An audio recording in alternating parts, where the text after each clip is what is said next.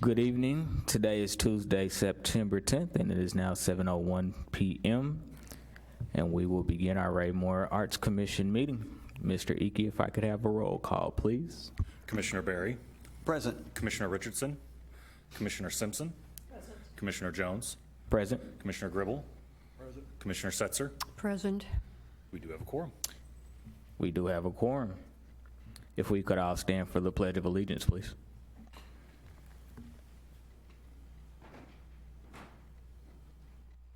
Pledge allegiance to the flag of the United States of America and to the republic for which it stands, one nation, under God, indivisible, with liberty and justice for all.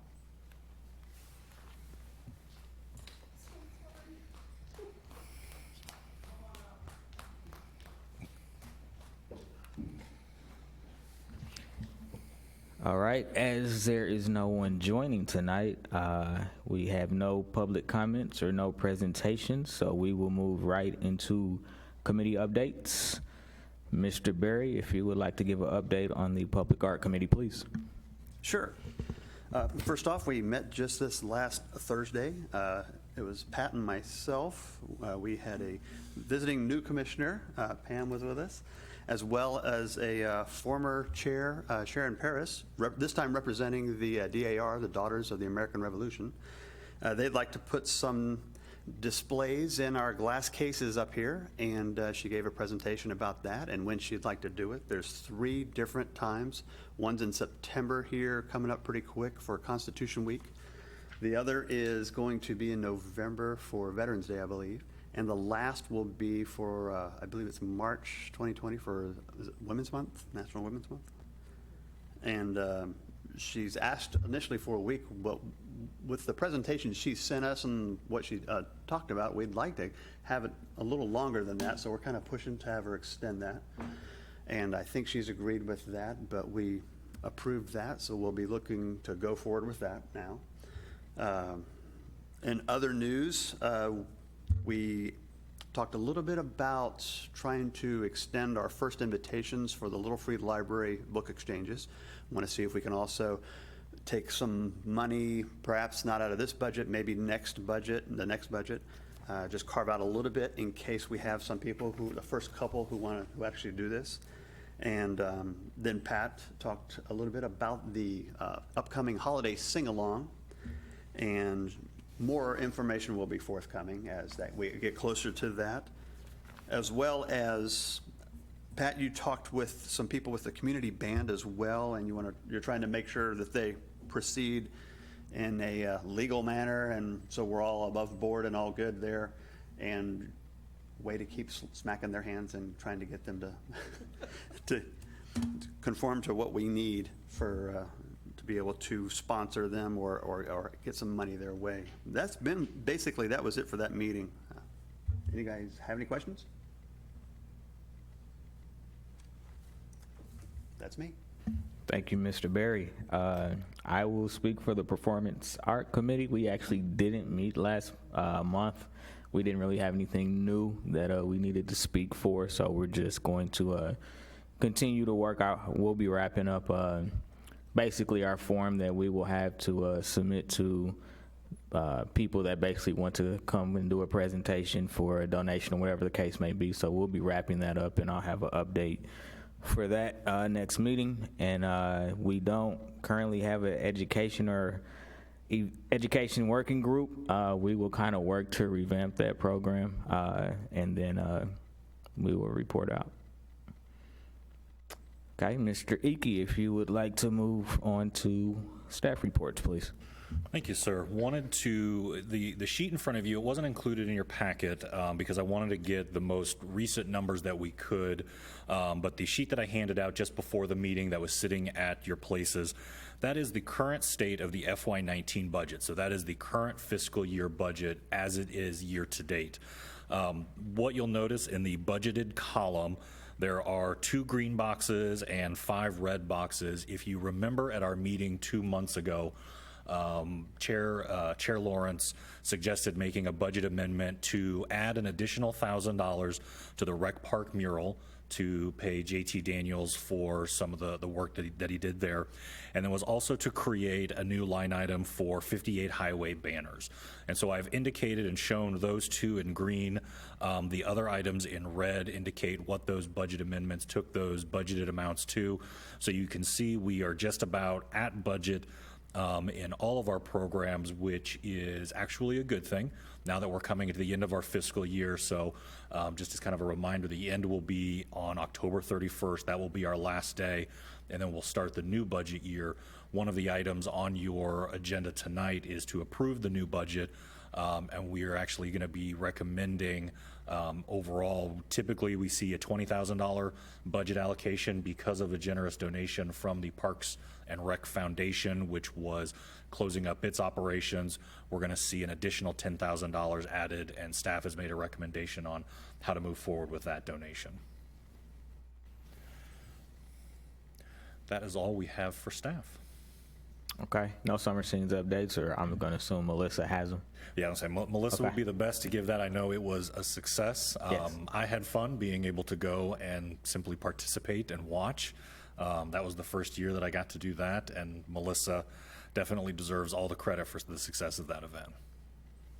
I agree. It was definitely a really, really fun event. It was very eclectic, which I think kind of talks a lot to kind of the diversity within the community. So I think it was a really good event. Definitely looking forward to next year's. Definitely also want to thank our two commissioners that came and helped. Thank you very, very much. Or three commissioners, I'm sorry, that came and helped. Thanks so much for your support. I'm sure Melissa was extremely appreciative of everything we could offer. So definitely thank you again. We will move on to the consent agenda. Looks like all we have to consent is the July minutes. So do I have a motion to approve? So moved. And a second? Second. All in favor? Carries unanimous. Okay, we will move on to new business. It looks like the very first thing we have is an election of officers. So, Mr. Icky, I will let you take over. Thank you, sir. We will, the process for this is outlined in the bylaws, and we've attached a copy of the bylaws if you're interested in reviewing or reading. What I will do is open up the floor for nominations. Anyone can make a nomination for another commission member or themselves. I will then ask if that commission member accepts. We'll continue to leave the floor open until there are no other nominations, and then I will close the nominations and we will vote in the order that we receive those nominations. All we need is a simple majority of the commission members that are here in order to approve the nomination to chair and vice chair. As we can elect either both individually, or if there is any desire to elect a single slate, a nomination could be made in that favor as well. So that is up to the individual commissioners how they would like to proceed, but I figure we would start with opening the floor for nominations for chair. I'd like to nominate Lauren for chair. Commissioner Jones, do you accept? I do. Are there any other nominations?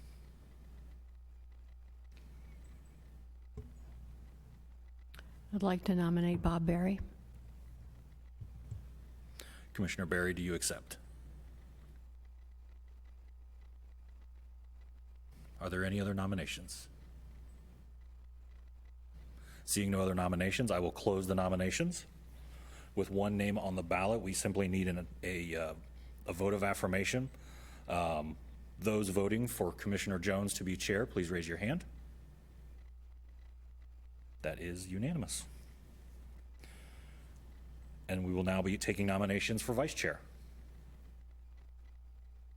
I would like to nominate Bob Berry. Commissioner Berry, do you accept? Yeah. Do we have any other nominations? Seeing no other nominations, I will close the nominations.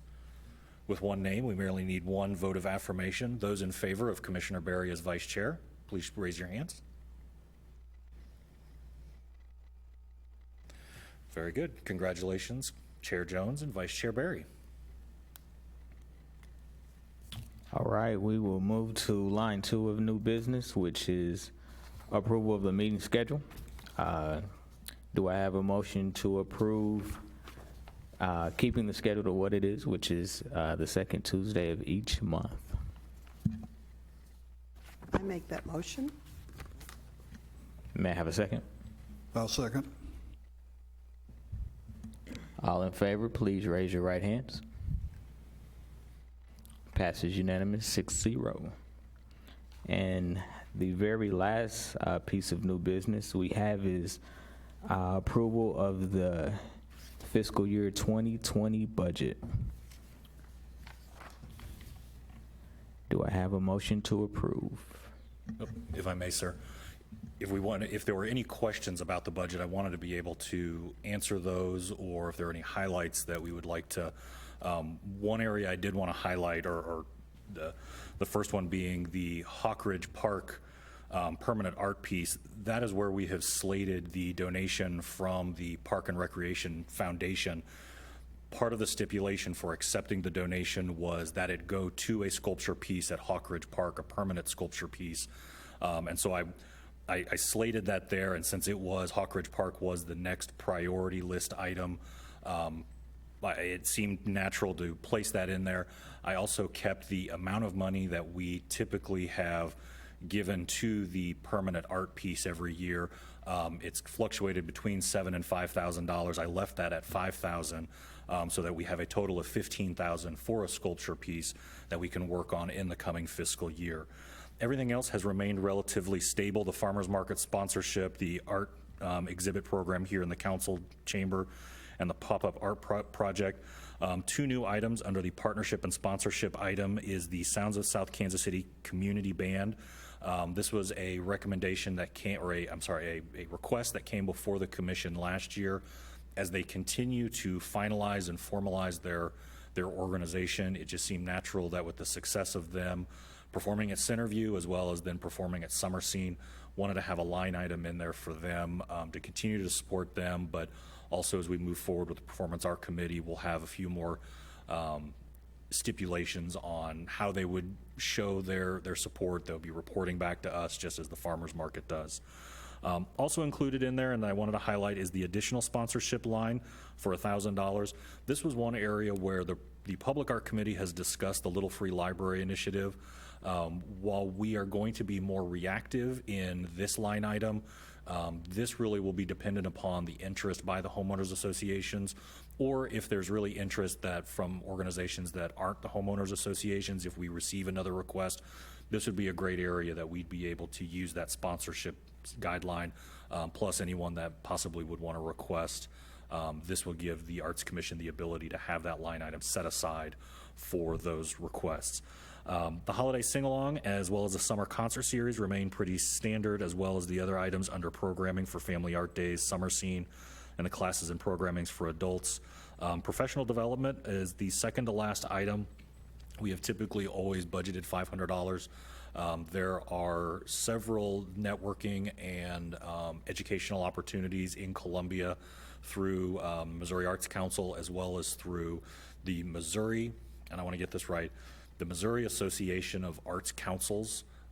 It's a great organization. It's other groups, much like yourself as an arts commission, that are both government sponsored as well as 501c3 sponsored. They're able to get together, network, talk about some of the projects they've been doing for the past year. And then I also added the other item down here under communications.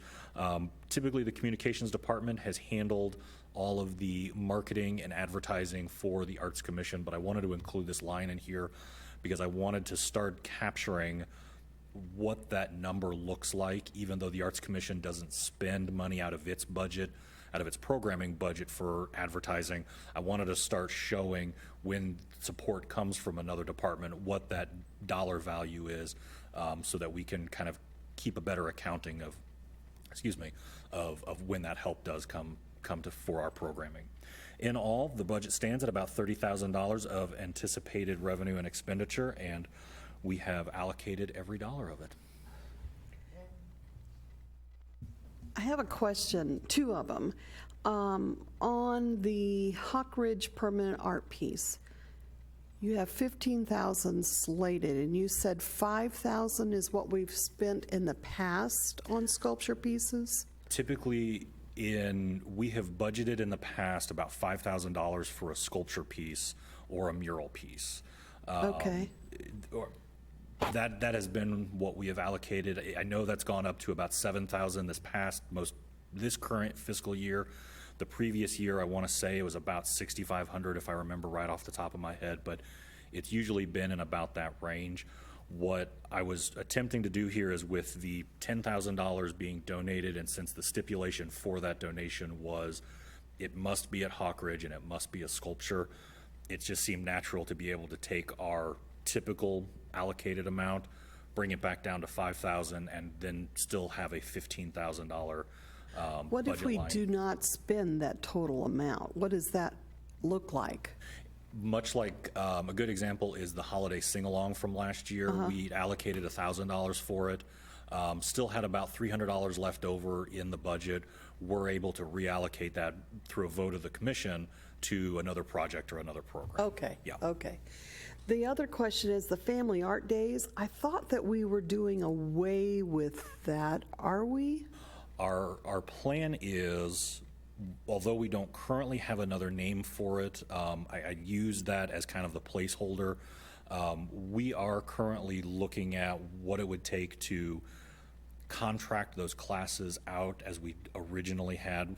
When the commission first started, the goal was to find artists and art teachers that we could create classes through the Parks and Recreation Department.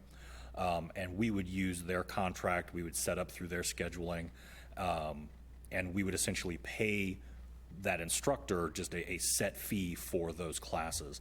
We kind of got away from that model a little bit and started hosting our own classes, and so we weren't paying instructors, and it was kind of on a volunteer basis. That kind of took its toll on our volunteers a little bit. It's a lot more work than being able to kind of show up and provide an art class. I mean, there's a lot that goes into it, and not to say that our volunteers weren't doing that. I think they were doing a great job of it, but Right. it's very taxing. And so what staff's recommendation is to move back to our original model of paying a set fee to instructors to come teach a series of classes or Are those classes listed in the Raymore back-to-back book? That's what we're talking about. Right. Because there aren't any right now that are, correct. so that's what our goal is. Right. Okay. Our hope would Okay. be that the education working group, depending on what that group looks like moving forward, that would be the group that would go out and recruit some of those teachers, find ways to bring those classes, and kind of come up with some ideas for how we could provide those. Okay, thank you. Yes, ma'am, go ahead. Question from a novice. Looking at the Hawk Ridge Park permanent art piece, I need to know the methodology. Do we, artists can submit design, cost, bids? How does that work? So what we will do is we will issue a call for artists similar to an RFQ or a request for qualifications. We will not solicit designs until we have selected an artist. And so the Public Art Committee has a set process for creating that call for artists, accepting applications, and then vetting and interviewing artists based on their qualifications, criteria, and if there's a type or style of art that we're looking for. It's not until we've actually selected the artist that we will sign a contract with the artist that will outline the design process. That then allows the artist to essentially create something unique, something brand new. We're not buying art off a shelf or something that's been prefabricated. And it also allows the artist the freedom to do something truly creative. Once there's a kind of once the initial design is done, that goes back to the Public Art Committee. Public Art Committee will approve it and then send the artist back for if there needs any design edits or changes, and then we'll have a final design submitted by the artist to the Public Art Committee, and when they make their final recommendation, the full commission will vote on that final design. What will be different with this piece than what we've seen in the past, because this piece does exceed $10,000, there is a there's a financial policy in place that anything above $10,000 has to go before the council. And so the added step for this piece, if we were to spend above $10,000, would be the commission would need to make a presentation before the city council as well, and the council would approve for the final expenditure of those dollars. They wouldn't be voting on the artist. They wouldn't be voting on the art itself. It would just be on the actual allocating of those dollars. Yes, sir. Quick question about logistics once it gets to that phase. Does the city council need to see it twice? Yes, sir. Okay. Any other questions?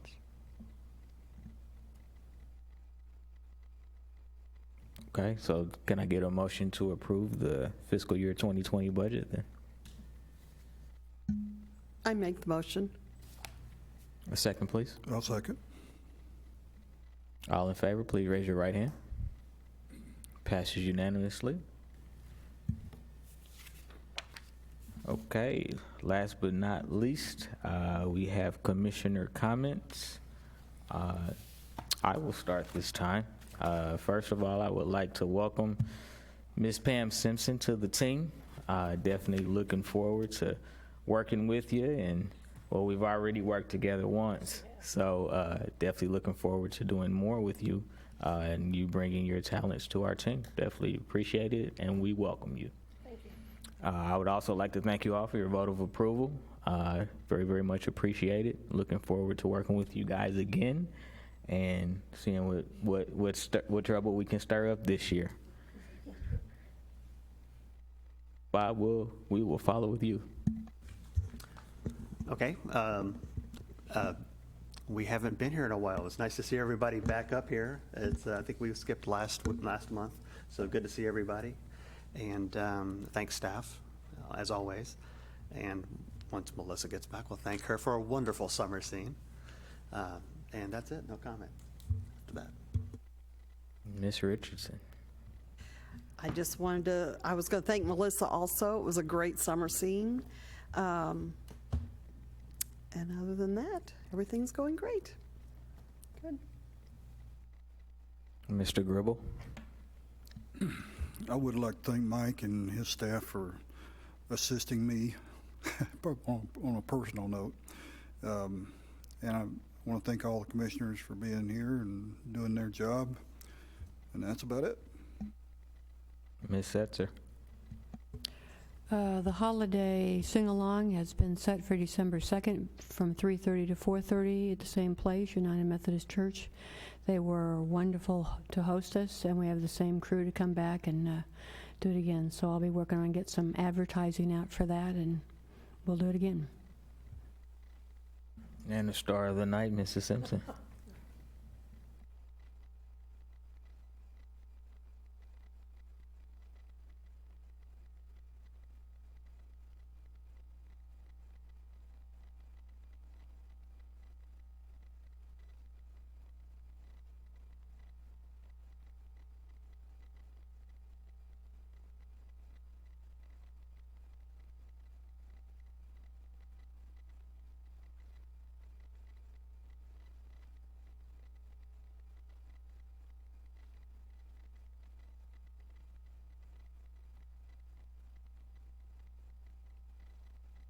Any other comments? With that being said, we will wrap this thing up. If I could have a motion to adjourn the meeting, please. So moved. And a second. Second. All in favor, raise your right hand. Passes unanimously. Thank you for your time, guys. Have a good evening.